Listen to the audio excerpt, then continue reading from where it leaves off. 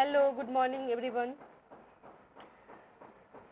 This is Vastavik Taraj from Samyan Convent School. So here is the last part of class 8, that is nitrogen cycle. It is a part of biogeochemical cycle. Bio means life and geo means earth. So the cycle between living organisms and the earth is known as biogeochemical cycle. This cycle repeats itself in nature. That means the flow of nutrients between the living organisms and the non-living organisms takes place endlessly. There is no end. The flow of nutrients between living organism and non-living organism takes place endlessly, and this cycle is called biogeochemical cycle. So how nitrogen cycle is a part of biogeochemical cycle? So before reading about nitrogen cycle, let us read about nitrogen. What is nitrogen? So nitrogen is the chief component of our atmosphere. Our atmosphere consists of 78% nitrogen. This is most abundant element present on the Earth's atmosphere. But nitrogen in gaseous state is unusable. We cannot use nitrogen when it is in gaseous state. No living organisms can use it. Neither humans nor animals, not plants.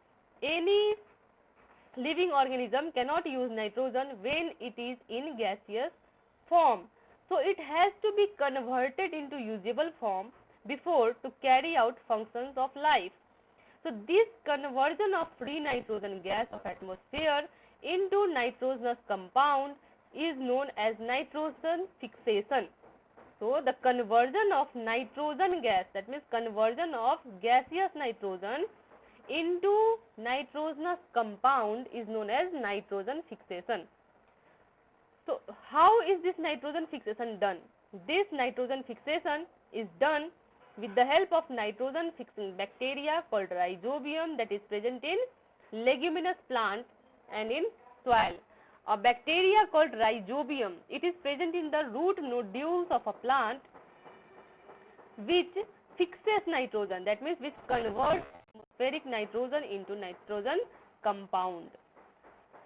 Now this nitrogenous compound are taken by plants and they are converted into proteins, and when these plants are eaten by animals, proteins is converted into animal protein, and when plants and animals die or without dying also, these plants and animals convert this animal protein into another nitrogenous compound such as urea, uric acid, ammonia and amino acid. When these plants and animals die, bacteria and fungi act upon them and convert the proteins into ammonia. This process is called ammonification. It is done when plants and animals die, then the decomposers such as bacteria and fungi act upon them and convert the proteins into ammonia. So this is ammonification. Now nitrifying bacteria present in soil act on ammonia and convert it into nitrate, and this process is called nitrification.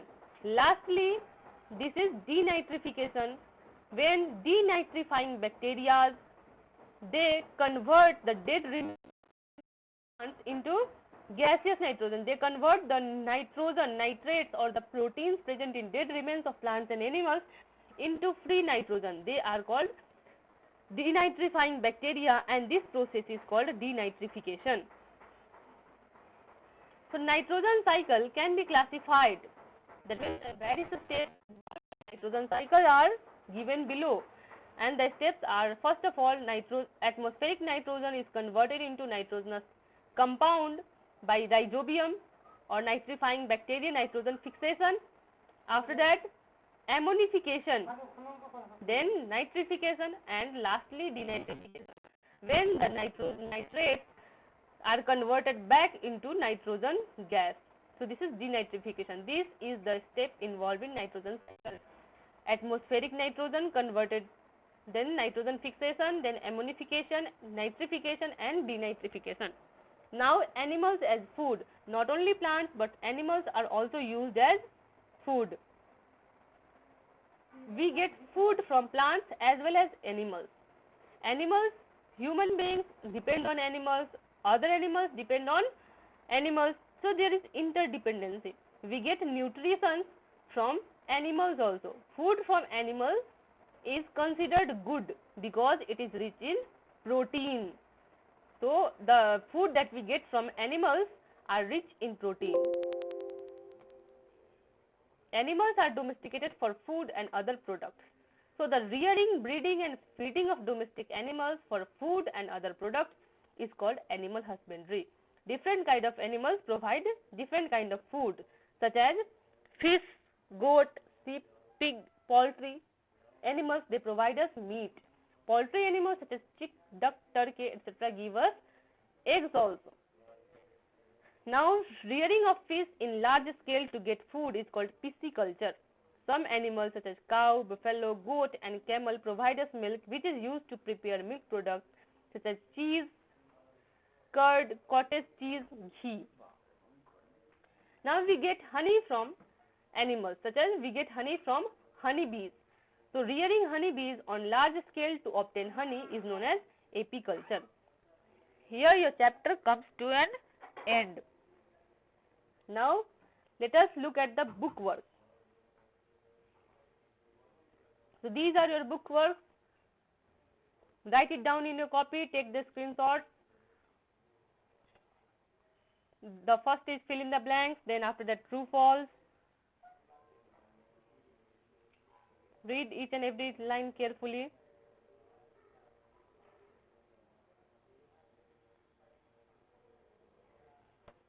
See, the first answer is at present the country holds second position.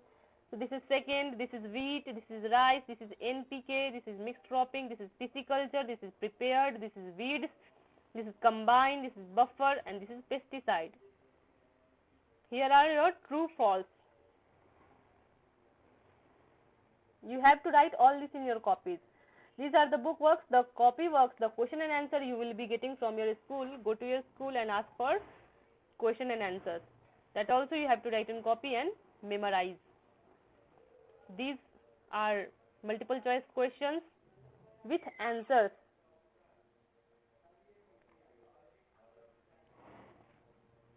Take the screenshots and write in your copy.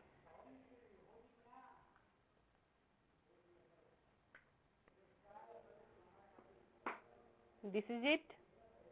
Now I will show you the questions also. All these questions, the answers you will get in your school. There are 10 questions which ask answer in one word. These answers you will get in your school. You have to go to your school and ask for the answers. These are short question answers that ask answer in one or two sentences, and these questions ask answers in detail. These are think and answer. So this is it. Now your first chapter comes to an end. Bye bye and take care.